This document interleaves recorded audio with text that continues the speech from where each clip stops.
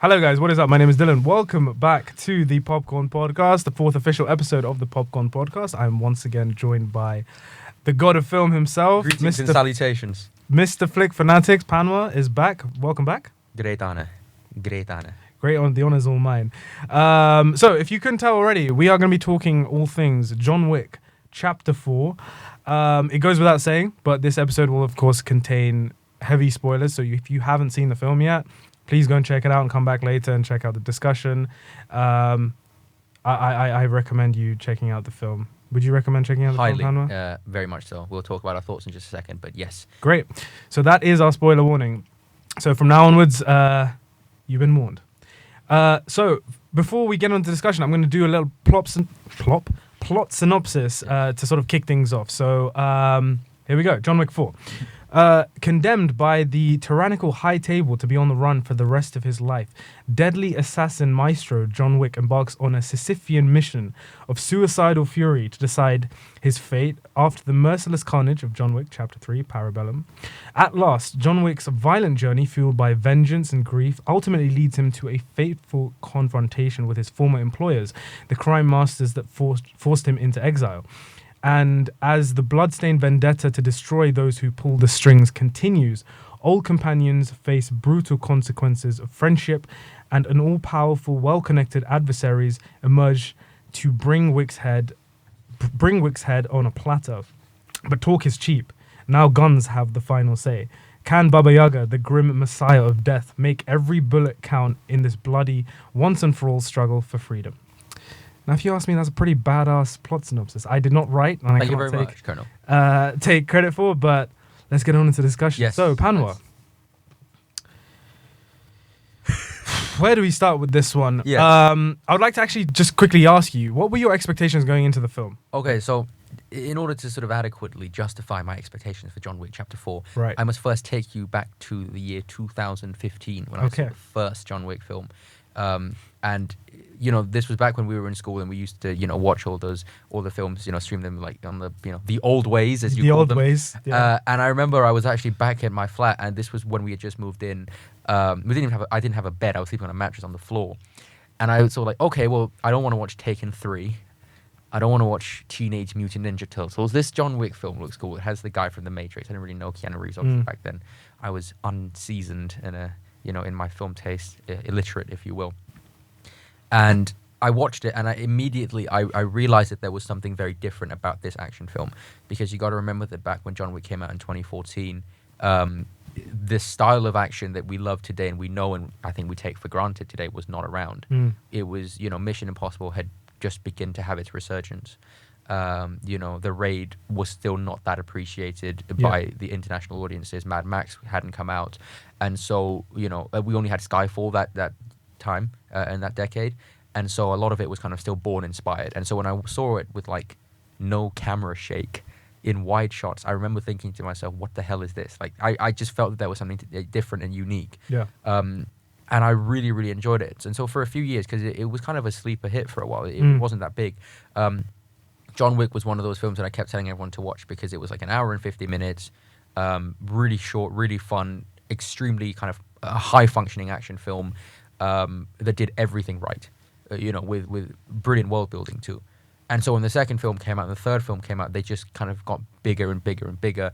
They expanded on the world. And so when you go into this final one, for me, John Wick kind of, the reason I was so excited for it was that it did, in my opinion, what I had always wanted Western actions to do, and that's take big inspiration from the East. With, you know, bringing in Hiroyuki Sanada, bringing in, of course, Donnie Yen, who's arguably one of the greatest action stars of all time. If you haven't seen the Ip Man franchise, 2 in particular is the best one. Highly recommend that one. I've only seen the first one. The second one's the best one. 3 and 4 are good too, but 4 is a rehash of the second film. Same plot, but it has Scott Adkins, who's also in John Wick 4. He is. But he's not in a fat suit in that one. And, you know, he's in Killzone SPL, he's in Hero, you know, Donnie Yen's one of the greats. Rogue One, obviously, is how most people know him. And so when you bring in all of these legends, that's kind of how, personally, and we're going to talk about this in just a second, how I would love to see the franchise go forward too. And I think, for me, going into this film, one of the things that the series has done so well is basically be this playground for action legends to kind of come in, do their thing, and go. And I think that's something was fantastic. And so that was what I was excited to see, and that's exactly what I got. That's a brilliant What answer. about yourself, Diane? I have a similar experience with the John Wick films as you. When I watched it, it was around a similar time, like 2014, 2015. I didn't watch it in a cinema or anything. I don't think it was huge. No. Like, it wasn't like, it was kind of, I heard about it through friends at school. Right. And I checked it out, and I just loved how sort of, because there were a lot of like trashy action films around the 2000s and sort of the early sort of 2010s. And I was kind of getting a bit sick of seeing these films that didn't really pay off or were just straight up shit. Yeah. But then John Wick came around, and I was really pleasantly surprised with it. I loved how just clean cut the whole thing was. Yeah. I loved the action, the club shoot. I remember the first time I watched the club shootout. Yes. The first one was, Just like seeing him ecstasy. reload. Yeah. Just seeing him reload I was know. something that we had never seen I know. before. I was really impressed with the first film, and it was a film where by the end of it, I was like, this is a really interesting, because they'd only teased bits of the world, and the first film, the way it ended was like perfect. So if the film flopped and it didn't get that much buzz, they could have just ended it there. Yes. But then they went on to do number 2, which Did well. is my least favorite in the series, but It's I still think really it's good. great. I still think it's great, and it expanded on this world, and like now we've got to chapter 4. 3 I really enjoyed. Yeah. I remember 3 specifically I was more excited for 3 than I was for this one. I don't know, I can't remember why, but maybe the reason was I think it feels like there was a bigger gap between 3 and 4 than 2 and 3. Yes. So that for me, I didn't really watch. I watched the first trailer for it, and I just sort of stayed away from all sort of promotional material. I loved the fact that Hiroyuki Sanada and Donnie Yen were in the film. That was like, I remember speaking to you last week about this. I hadn't seen the film at this point, but Panwa did. And I was like, that's like the one thing I just cannot wait to see these two guys. Like, it's going to be crazy. But yeah, of course, with John Wick films, I'm always going to go and check these films out in a cinema and watch these action films, take a hold for an hour, 2 hours, 3 hours now. But overall, verdict on the film. Really, really good. Let me rephrase that. Sure. Did you like John Wick Chapter 4? Yeah. Did you like John Wick Chapter 4? No. Great. And obviously, how does it compare with the other John Wick films? Well, probably in the minority, maybe not. In my opinion, my humble opinion, I think it's the best action film I've ever seen. I know it's very high praise. A big statement. And we will spend the next kind of half hour, whatever, talking about why. But just to kind of sum it up, my thoughts really shortly, I do think that John Wick Chapter 4, in my personal opinion, is the best action film ever made. That is a big statement from the god of film himself. So I 100% agree. I think it's the best film in the franchise for sure. I mean, this is the beauty of these films. I think you can make an argument for any of them. It's like personal preference, right? Some people say 1 because it was the first, it's the most clean cut and whatever. But I think like purely from an action standpoint, they just went crazy with this one. And I think, in my personal opinion, I think it's my favorite out of the bunch, probably is. So yeah, and I'm so happy to be saying that because, I mean, we're gonna get onto it in a sec. So let's do this then. Yeah. So this next segment of the podcast is literally called Yeah. So everything good and great about John Wick Chapter 4. Do you want to kick this one off? Yes. So I have a few different things. I mean, 2 main points at this point in my mind. I have 2 main points, which is, number 1, I love how much Chad Stahelski loves films.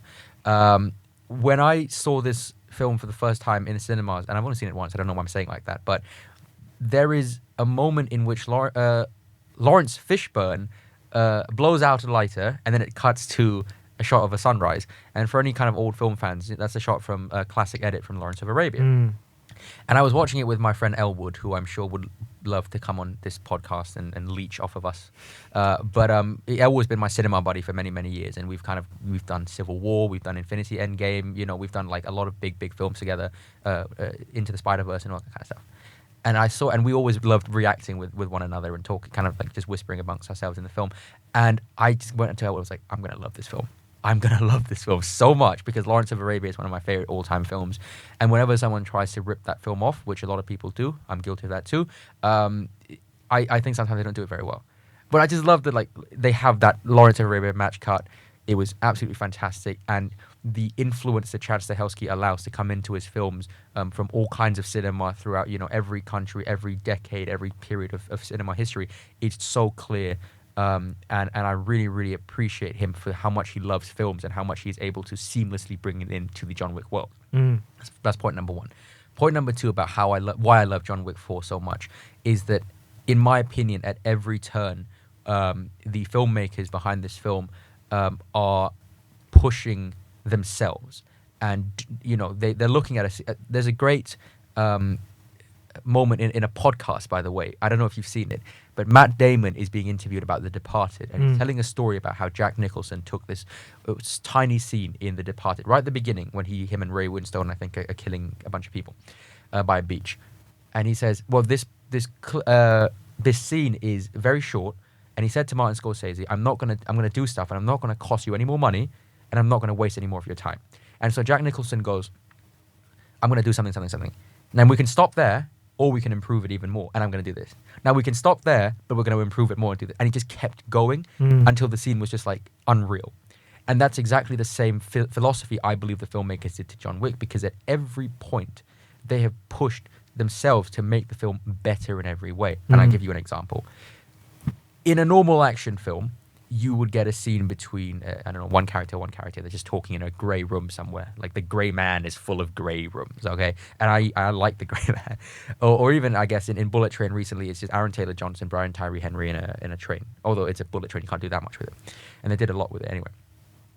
There's a scene in Paris, towards the beginning of the Paris segment, where you have John Wick, and then you have Ian McShane, and you have Bill Skarsgård, and you have Donnie Yen, and they're having a chat.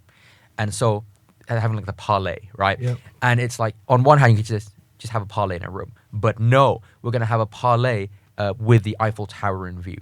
Is that enough? No. They're going to have a parlay in this kind of cleared out location where they've kind of obviously hired out the entire place, probably had to contact the Parisian government to let them film there, and you could stop there. But no, they're going to put really cool tables, really cool specific furniture that makes it look like, these guys truly are extremely powerful, could stop there. But no, they put doves in the fucking background that fly every shot just for fun because they can. Yeah. And that kind of philosophy of just improving, what else can we do, what else can we do, is exactly why I love this film so much, because, by the way, this film cost 100 mil.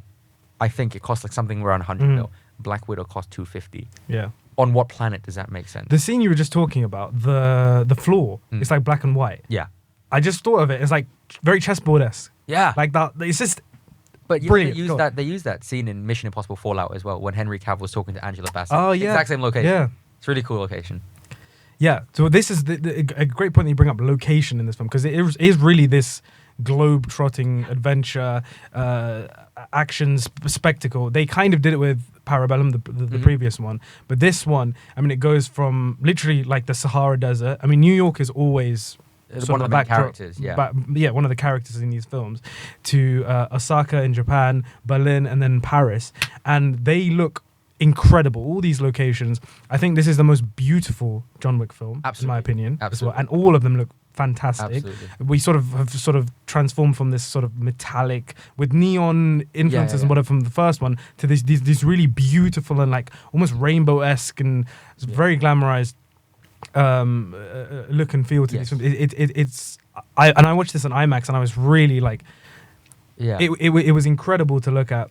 One of my favorite shots in the film, and the moment where I was like, holy shit, this is art, essentially. Yeah. I know these are just, a lot of people look at this as just dumb action films. But no. It's beautiful. My favorite shot in the film is this one shot of Keanu Reeves standing in frame, and it's in Osaka with the tree, with the flower tree and the red light. Oh my god, yeah.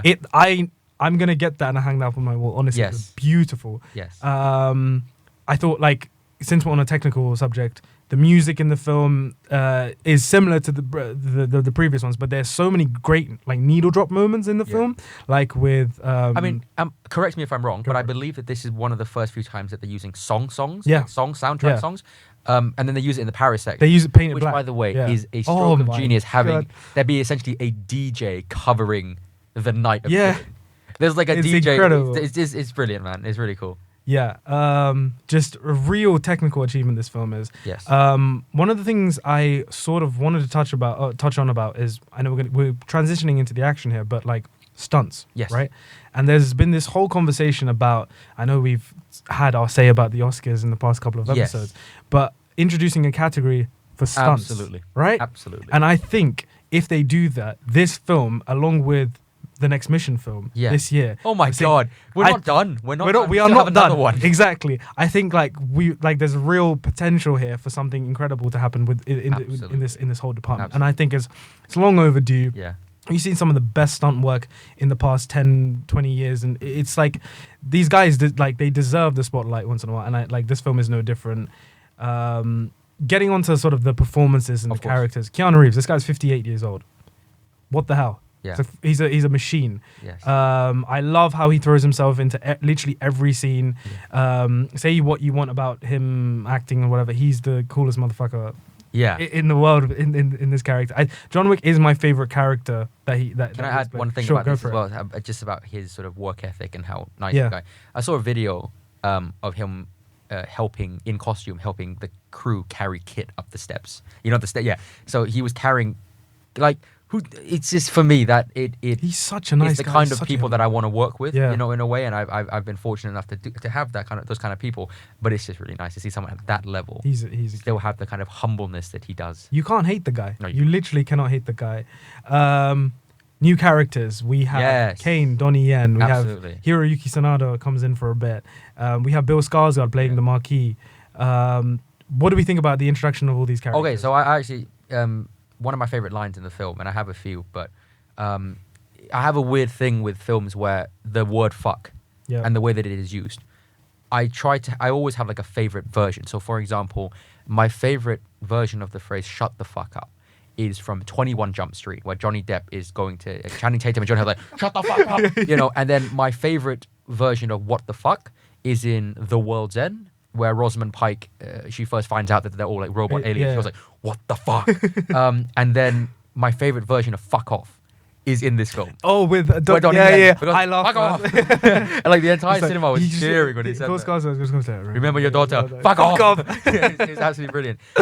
Donnie Well, Yen, that's the swearing got out for, Yeah. for this episode. Oh, But that's the he's kids friendly. absolutely brilliant in Yeah. this film, and also in terms of just breaking down the action a little bit as well. One of the issues that I've kind of had sometimes is that, and it's been kind of explored on this before, is sometimes that the action goes too advanced to the point where you actually see Keanu, he can't keep up, Yeah. and he has to kind of delay certain Yeah, moves, and he has yeah. to, you know, and stuff like that. And the idea of like speed and ferocity in the fights is something that John Wick has sometimes been criticized for. Yeah. And I actually like the way Shang-Chi did it, actually, the kind of ferocity of it. We were talking earlier before we started recording about Extraction, and I think that the ferocity of Chris Hemsworth's character and the kind of, elegance as well in Donnie Yen's character. Yeah. The way he choreographs the fights. And with John Wick, I think it's a great character to have as the central point because he kind of does a little bit of everything. But what you're allowed with characters like Donnie Yen is more specificity. Yes. And so when you see these moves, you see the speed and the precision and the elegance of the way he fights adds a whole new layer of dynamism and diversity in action, which I think in the fourth film in the franchise is needed. Absolutely. And they were able to do that.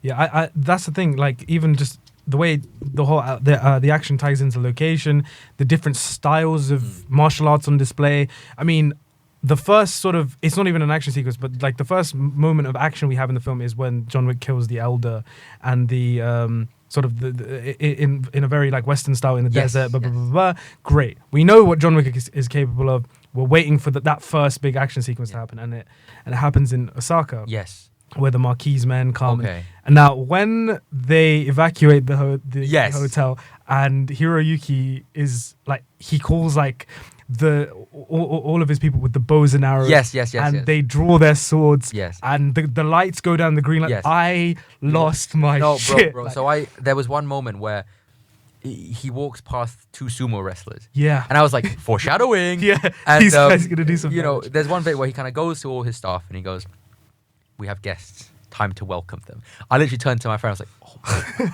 "Oh my god!" It was the setup was brilliant. and it's just Hiroyuki Tsunoda is I love the brilliant. guy. He's one of my favorite Japanese actors. And when Chad Stahelski goes on to do Ghost of Tsushima, he needs to get cast in the Ghost of Tsushima film. And I'm so much more excited now for the Ghost of Tsushima film. I want to touch on real quick what you said earlier about the use of location. Yes. Mission Impossible franchise does this really well in the way that they use their locations to tell the story and to elevate the action scene, with the Burj Khalifa sequence being one of the best ones, right? The way that John Wick uses locations, not just in a kind of a brief, superficial way of like, obviously if you're fighting in a club, it's going to have certain differences to fighting in a hotel, whatnot, but there were certain things that they were able to do with the cinematography and the crafting of the action, such as when right before the Dragon's Breath shotgun sequence, which we don't even need to talk about because it's been on the internet talked about so much. But there's a scene where like one of the bad guys is coming, and then he there are these little catacombs or whatever, like these where you put like coffins, and then you hear like a noise, and then the dog kind of comes out of the background into like, and then the guy's in the foreground, and the dog is coming out almost like a xenomorph would in an Alien film. Yeah. And I just think the way that they are able to incorporate even the tiniest little details of a set, or build them ahead of time to kind of create more complex and layered action. Brilliant. Beautiful. Just brilliant. It's beautiful. This is the thing, like, we'll get onto sort of the mixed stuff before, but I did want to ask you, because this is a long film. This is an almost 3-hour film, and a lot of people will be put off by that and whatever. If you could say to someone who's, concerned about this and concerned about their investment in this film, why should they go and see John Wick? The Wolf of Wall Street was 3 hours as well. It's not about the length. All right, and I'm in the minority perhaps, but I love long films. I really do. I've talked about it so many times. I would watch a 4-hour film. That's why I like the Snyder Cut. I just love long films. And even for someone who doesn't, this film really goes by very, very quickly. Yeah, it does. And the reason it doesn't perhaps feel 3 hours is also the reason I believe it to be one of the best action films, the best action film ever made, which is the diversity in content. Yeah. Visual diversity, in terms of every location looks different, is lit differently, is colored differently, and that really makes a big, plays a big role. But also, when one of my issues with John Wick Chapter 2 is that sometimes the action felt a bit too samey. He's just running around in rooms shooting people. Like, we get it, you can kill a lot of people. But because the action is so different, and again taking a page out of the Mission Impossible franchise book, which is that they never have the same action scene twice. Same here with John Wick, where ultimately, you start off with like a horse chase in the desert, you go into a little siege, sort of bloodbath in Osaka, you go into a club scene which starts off as like a standoff in a poker table, and then with Paris, you start off with a bunch of cars, like car chase outside, and then inside with a bunch of shotguns, and then fighting up a hill. And so no two action scenes are the same. No two locations are the same. And as someone who absolutely thinks the idea of visual diversity is a key to making a great film, that's why I love Bond films, that's why I love films that don't always take place in the same location. And also when I make films, you've watched some of them, I guess, there are no two scenes that take place in the same location, right? That does a lot for making the pace better, and also does a lot for just making the film feel more bigger, and better, in my opinion. Yeah. I was going to ask you, so there are 3 main action sequences, you could say, in this film. Yes. The first of which is the Osaka sequence, the second of which is the Berlin sequence with Scott Adkins, and the third of which is the Paris sequence. Which was your favorite? Do you want to talk a little bit about them individually? Should we? I'll tell you what. Let's do the Berlin sequence with Scott Adkins. Now, I wish I didn't know that he was in the film beforehand. Okay. Because I remember watching the film and I was like, oh my god, I'm so excited. Because, like, I don't know, many people know who Scott Adkins is, but he is one of the goats when it comes to anything martial arts, stunts, anything. Like, if you go on his IMDb, you can check the amount of films that he's been in. You'll be like, holy shit, this guy's the real deal. And obviously he's in a fat suit. He's playing, I think, the character the Killer. Yeah. And I also, one of the things I love about the John Wick films, these small time villains. These guys are able to add so many like little nuances to their characters. Like, for example, in Parabellum, the bald Japanese guy. He like when you first meet him, he's playing like K-pop music in the background. It's very sadistic, and I'm such a big fan. All these like little nuances. With Scott Adkins' character, he has like asthma, and he's constantly using his inhaler, and he's like sweating profusely. And he got shot in the arse. He's like, you shot me in the ass. Yeah. It's like little like things like this that make watching these characters so much more fun, I Yeah. guess. But no, Scott Adkins, he's getting chased through the club by Yeah. John Wick, right? And you think like, oh, this guy's essentially fucked. I also like that he had a bit of a Kingpin vibe to him. Yeah. But no, he starts pulling out the most insane moves. Yeah. And the two friends that I watched this film with, it sat either side of me. They were like, "What the hell?" Like, because they didn't really Scott know. Adkins was. Yeah, they didn't know who he was. And I was just laughing. It was crazy. But yeah, that whole club sequence, incredible. I think they used the same song they did in the first film. Yeah, something similar. Which was really nice. It sort of come full circle sort of moment. I love the whole Berlin sequence. I love the fact that all four of them are there. Donnie Yen. And the tracker. The tracker Yes. as well. That was sort of a nice, almost Mexican standoff kind of situation there. I mean, not Clint Eastwood, Chad Stahelski was Yeah. talking about how he was inspired by Clint Eastwood in his work on The Good, the Bad, the Ugly. Mm. And that's why Donnie Yen and the tracker are kind of like the other two characters. Oh, wow. Tuco and Lee Van Cleef's character in The Good, the Bad, Yeah. the Ugly, because they're all kind of chasing after Clint Eastwood. Yeah. And they're all kind of like intersecting and intertwining their stories. And that scene, which you said felt like a standoff, it felt like a modern day version, if you will, of that kind of classic moment in the end of The Good, the Bad, the Ugly. And that chunk of the Berlin sequence was my favorite.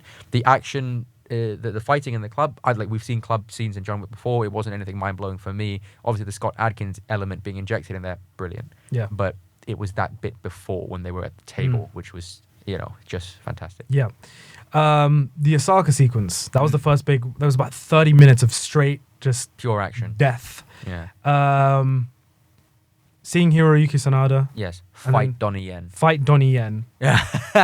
Like, what more could you want, right? What more Right. could you want? I will say, one thing I really, I wanted Hiroyuki Sanada to be in the film a bit more. Yeah.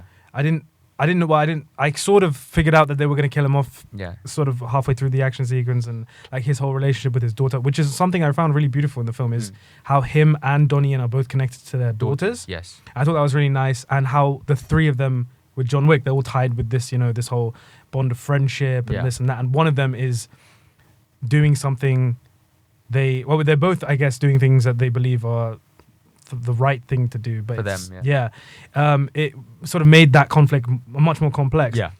I really wish Hiroyuki was in it a bit more. And one thing I was thinking about out of the film, I really wish we had a scene where it was the three of them fighting against each other, Yeah. like Pirates 2 with the wheel, Yes, almost yes, something yes, like yes, that. yes, yes. That would have been crazy. But look, I can't complain. It was One thing I've loved about these films, and with Hiroyuki Sanada's addition has made me realize this. So they're doing a series, I believe, on the Continental. Yeah. However, I don't think they've actually. It's like The Last Samurai, where samurai is not as in it's plural. And I Yeah. think if they did a Continental plural, They're gonna do that all the would be locations. so cool, Yeah. because you have Halle Berry already in Yeah. the Moroccan Continental, and you have Franco Nero in the Italian Continental, Yeah. the Rome Continental. Who, by the way, fun fact, Franco Nero, if you think he looks familiar or something, Is he Django? he is original Django. Yeah, he's the So original. he's the original yeah. Django, and I he's the thought guy so. who talks to Jamie Foxx in In bar, the new one. in Yeah, the yeah, tennis yeah. bar. So for me, it's just like the sky's the limit now. Like, if we go to another Continental, which famous action star from the past are they going to cast? Who's next? The same thing with like the High Table. Like, if we ever see the High Table, who's going to be up there? Is it like a Michelle Yeoh or Tony Leung? Who are they going to put in the High Table, right? Like, they have Bill Skarsgård and they put Stellan Skarsgård up there. Yeah. And it's like, I want to see all of that, and I can't. The world building is one of the great things about John Wick franchise. Yeah. The mythology is one of the great things, and I want that to be explored more and more and more and more and more. Yeah. What did we think about Akira? Which is the daughter. yeah. Fantastic. Mm. Fantastic. Again, different fighting style to a lot of the other characters, made for better kind of diversity in terms of action as well. Mm. Yeah, I really liked her character. I'm interested to see more. I mean, I'm sure. Did you say for the end credits? I did not, but I watched it. Okay, cool, Yeah. cool. Great. And finally, now we have the Paris sequence, the big climactic sequence. I thought this whole, I don't know how long it was. Felt like it went by like Wild. this. Yeah. But just like we mentioned, it's Paris, but how there's such an upwards trajectory of the action here. Yes. We're moving from- Upwards. Yeah. Nice. Upwards. We got it, nice. From fighting in the streets Yeah. to the building with the shotguns. Yes. By the way, the sort of crane shot with John Wick just massacring everyone with the Dragon's Best shotgun. Yeah. One of the most satisfying action sequences Yeah. I have ever seen. Like incredible Yeah. stuff. My friend said it was like inspired by a game that he used to play. Okay. I can't remember the game. There are a lot of games with bird's eye view. Yeah, Bird's Eye. Exactly. Yeah, that was incredible. And then going to the whole Arc de Triomphe. Yeah. With the cars. Yes, It's like an obstacle course of sorts. Incredible. Also, the Marquis' henchman. I thought like Who can't die? He just doesn't he literally die. doesn't. No, he doesn't. That was great. And then of course at the very end with the stairs. Yeah.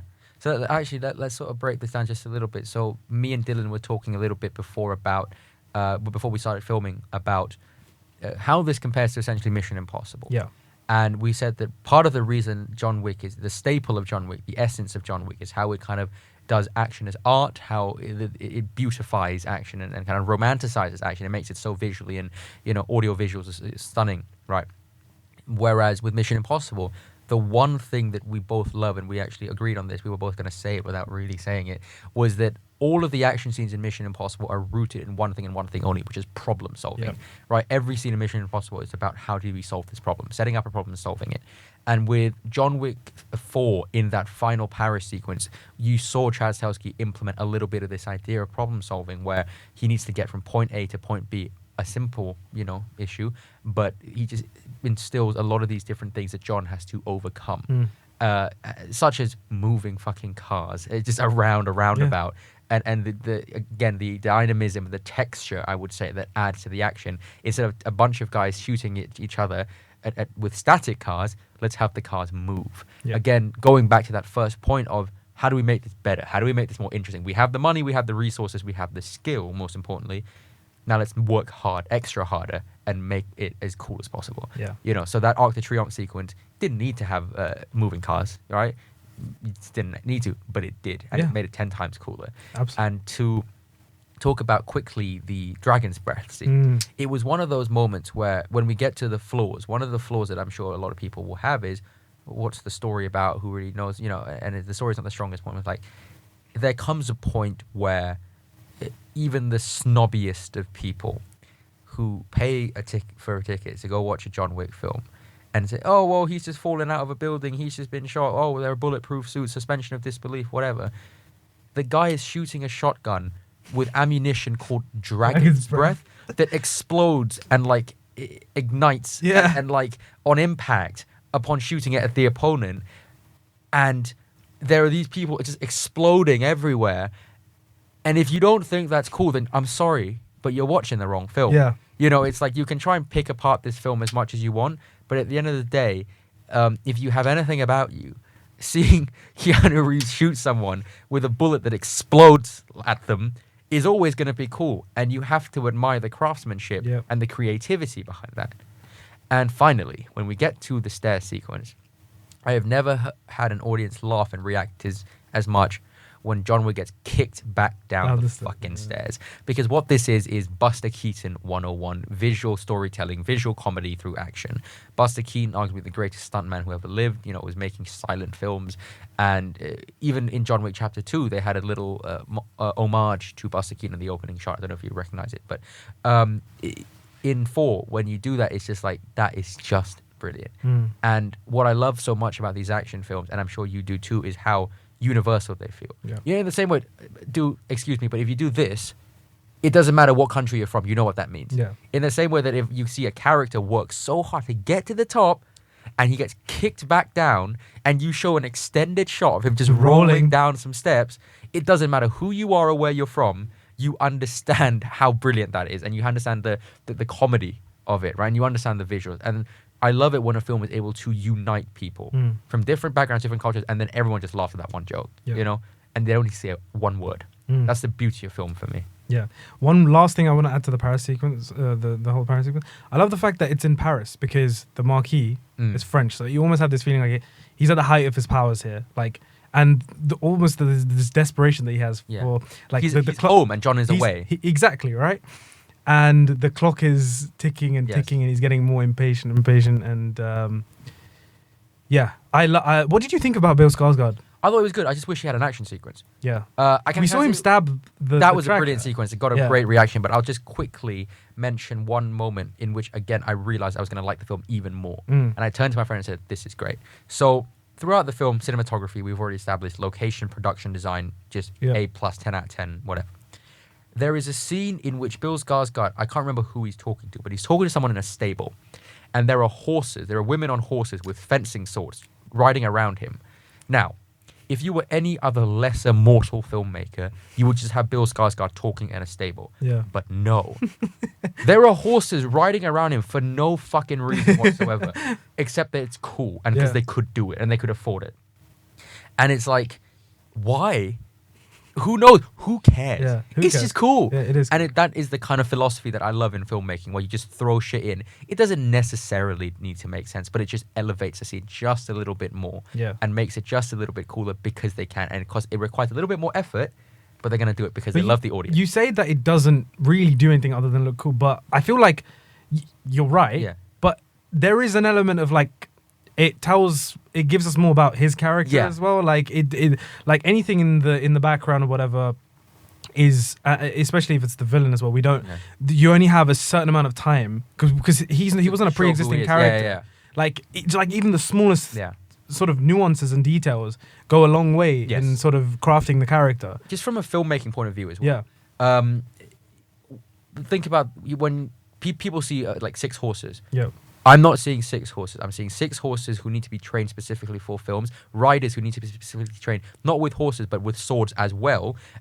Food for the horses, money for the trainers, money for the transportation of the horses. This is like, then it's like, why are you doing this just for one shot of horses? But because they can, and because they're hardworking individuals who make an effort and they're driven and they're motivated and they're disciplined. And for me as a filmmaker, that's very inspiring.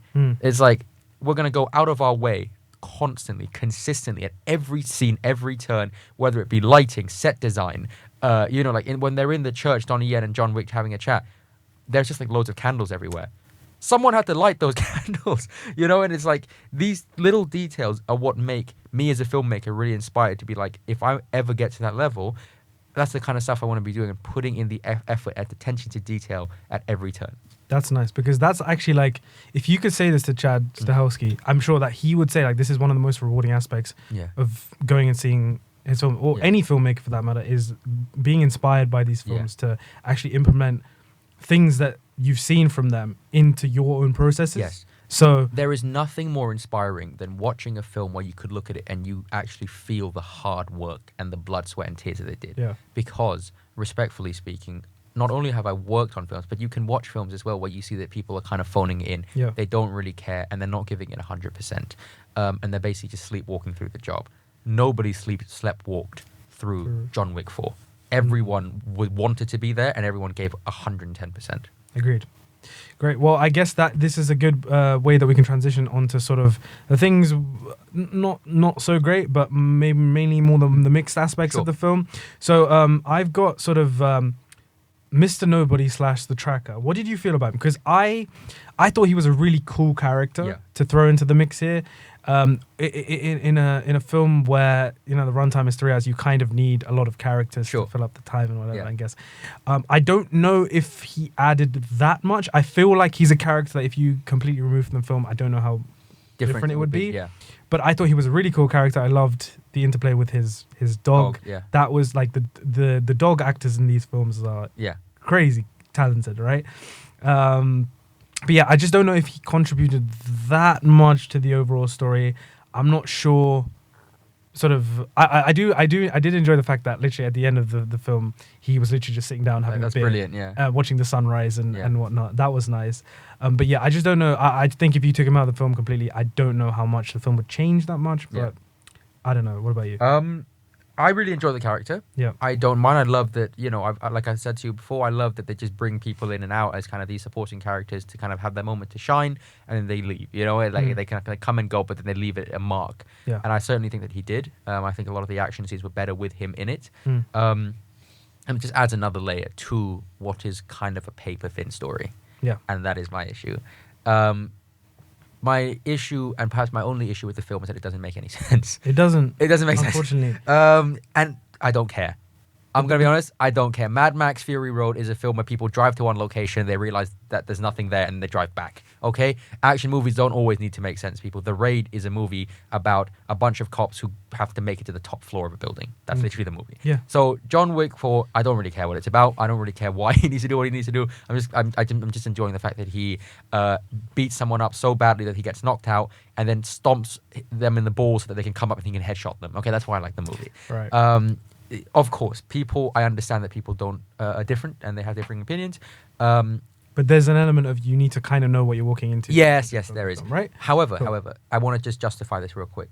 People say that John Wick 2, 3, and 4, they can often feel confused and they don't know why John Wick's doing what he's doing.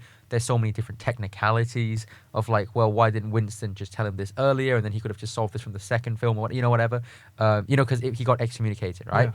Could Why you do did the he challenge? just duel like Yeah, early? yeah, He's still in yeah. the family, right? And stuff like that. So it feels sometimes like they're making stuff as they go along. And people say the reason the first film is so good because the story was so simple. Yep. Respectfully, no. The first film was so good because the mission was so clear. Not because the story was better than anything else. It's just about a guy who gets his dog killed and goes on a revenge path. It's the mission. And because the mission is so clear, the character is so clear as a result. But the key here is motivation. Motivation. Who knows why John Wick is doing what he's doing in this film? No one cares. No, but that's the thing. That is like, I don't know. Of course, I'm going into these films to watch the action sequences and this and that. But I will be honest. Like sometimes I was watching this film and I was a bit like, and it's awesome. Yes. I'm having the time of my life. I'm squealing like a little girl, basically. But sometimes I was questioning why the character was doing certain things. Yes. Maybe more than any point during the previous films as well, because there was a point where I was like, so is his objective to take down the table? Is it for revenge? Yeah. Is it just to be free of the table? And there's this really interesting idea that's introduced by the Marquis, where he says John's going to lose because he has nothing to live for, nothing to die for, and nothing to kill and nothing to kill That's such for. a good line. It's a great line. And also a really underrated part of these films is some of the lines in these films. Yeah. Incredible. But it is kind of true here in this film, I guess. I guess like, I would... Bill Skarsgård says, he has nothing to die for, nothing to live for, nothing to kill for. Then why do we have a film? Yeah. Yeah, it's like that, I understand. Essentially, I fully understand there's almost a meta element there. Yes. To it. But yeah, like to be honest, I don't know. I wanted to ask you, what did you think about the ending? Because this dies. This is the thing. So I didn't know if this was gonna be the last film. If this is the last film, if he is dead, I don't know if the ending worked as well as they wanted it to for me personally, because it was sort of just like, okay, he'd killed Bill Skarsgård, and then he just sort of died and watched the sunrise, which, fair enough, fine. And then they cut to his grave and whatnot, and his Winston and Lawrence Fishburne standing over it. And that scene reminded me of Matrix Revolutions, where at the end of that film, they're in the park, and the girl's like, the Oracle was like, will we ever see Neo again? And then they're like, oh yeah, because... Anyways, but I don't... If you have to ask me, do I think John Wick is dead? I don't think he's dead. I think it's like maybe a play, like, oh, he's dead, so he can go live his life. Yeah. So he's just the idea of him is dead. So he has that freedom now. But I feel the opposite, man. Really? I want John Wick to die for a few reasons. I like that there's a finality to it. And some people have said because John Wick dies, it makes all the killing and all the death that he's done in 4 movies redundant, because he doesn't even get to walk away, right? But the reason I want him to die is actually kind of... it's kind of hard to explain, but I just like the finality. Yeah. For a logistical reason as well, I think that they've done as much as they can with Keanu Reeves. It's like, in terms of action-wise... I agree with you. People were talking about how he's doing the same moves and stuff. It's like, now that they've introduced new characters... The John Wick world would always be called the John Wick world, all right? And Keanu Reeves is now a legend of the character and everything. And he'll pop up in Ana de Armas film as well and everything, right? But I think it's a nice time to pass the baton to Donnie Yen, to Akira, to Ana de Armas, and whoever's next. And I just like that he's now a legend who is immortalized, and kind of similar in the same way that Bond dies, actually. He dies on his own terms. Yeah. This idea of no one can kill John Wick, right? John Wick, I dare I say he chooses to die. He chooses to die because he knows that there's someone waiting for him after. And who better to kill John Wick than Donnie Yen, I guess, right? But like, ultimately, I like that the character dies on his own terms and chooses death and welcomes it, as opposed to like he's running away from it and he doesn't. It's not voluntarily. Yeah. So I like that, and I think it's just nice. All right, like there's something about epic heroes dying at sunset or sunrise. No, Is Tom Cruise gonna die next, or Jason Bourne? I don't know who's next. I They did Bond, I right? completely agree with you. I just don't think because I guess it was more so I was sort of confused as to where the film was how it was going to conclude, because at the start of the film I was like, all right, cool, he wants to take down the table, Yep. and that's how like the film was going to end. He's going to have this assault on the table, and he's just going to completely just dismantle the whole Yeah. system essentially, but it doesn't happen. So I guess that was due to my expectations of the film. Yeah. So sort of when he just dies, I was like, oh, okay. I guess they're gonna just leave it to the next character or the Yeah. next character or something. And obviously they've built this world now. They're gonna do spin-offs and this and that. So I guess that you kind of have to have the table there Yes. to have all this additional conflict with these other characters. But yeah, I guess I just wasn't ready to say goodbye to John Wick just yet. I think it makes sense because, like you said, I think Keanu's essentially done all he can at this point. But I don't know. I think with regards to the characters in these films aren't the strongest point. But I guess personally, I just wasn't ready to say goodbye to the character. Oh, okay. But yeah, not in like a sad way, but Yeah. just like I kind of was like, oh, makes sense. Yeah. Fair enough. But But yeah, which is why I choose to believe that. he's still kicking around. Like somewhere. he's living his life, or he's living out the rest of his days and whatnot, and because the transition from when he dies to the gravestones was so abrupt, and I was like, there's Right, something missing here. I was like, I don't know, Gotcha. but hey, that's just my personal opinion. Let me know yours. Yeah, so I think sort of just to conclude this whole conversation, what would you rate the film out of 10? I mean, I know what 10. you 10. Yeah. There you go. I'm saying like I'm gonna give it around an 8.5ish for me. I think it's a brilliant film. It's my favorite film in the franchise. But I do have a few mixed feelings on some aspects that prevent it from being as high as you. Where would you rank this in comparison to the other three? I think we both made it. Yeah. So 4, 1, 3, 2. 4, 1, 3, 2. We have That's the all exact same ranking here. Where would you like to see the franchise go from here? I mean, we have the whole Akira and Kane thing with the end credit scene. Yeah. I think they're going to do something with that. Yeah. And we obviously have the ballerina spin-off Yes. with Ana de Armas. And Continental. And Continental. I have one kind of. It's not really an idea, but it's just like. This is. I don't know why. This is a bit of a curveball, but my most anticipated non-Avengers MCU movie is the Thunderbolts. Okay. Because it's like they've done these separate projects where they established Florence Pugh and Sebastian Stan and David Harbour, whatever. They're all coming together, right? I like team films. I don't know Yeah. why. I think I booked really Guardians 3 tickets today. you did. Okay, cool. But one of the things I would love to see eventually down the line, perhaps, is they've done the Ana de Armas thing, they've done the Continental. I would love to see a film where like all of the protagonists, so you get Tracker, you get Akira, Donnie Yen, Ana de Armas, whoever Continental people, Halle Berry, whatever. Like the Suicide Squad. And of then they John do Wick this films. team where they basically said, okay, well, let's avenge John or something. And then it becomes this battle between all of the high table. And then you introduce a bunch of new characters. And then I hope, let us see the high table. Let us see who sits there. Yeah. And let us see all the badass. Cast Tony Leung, cast Michelle Yeoh, Yeah. Cast Jet Li. Just put them all in there. And then have this other lot fight them. Yeah. That'd be cool. And then just stop after that. And that as like the finale film where you finally, after a million films, get to actually see the high table and who sits at it. Yeah. And then you just get all of these rebel characters and go in and kill them all or fight them all. No, That's what I would That sounds incredible.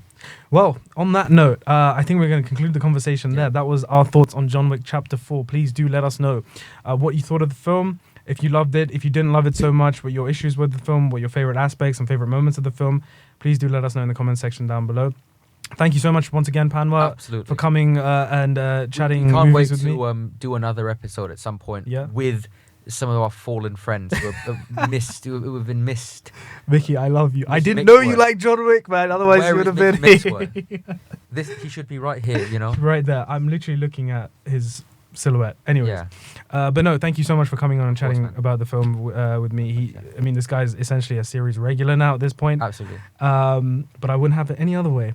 Oh, look at that. And hey, thank you to Joseph. Joe for shooting this whole thing and making Yeah. it look all pretty and Proud cop. I think so. Yeah.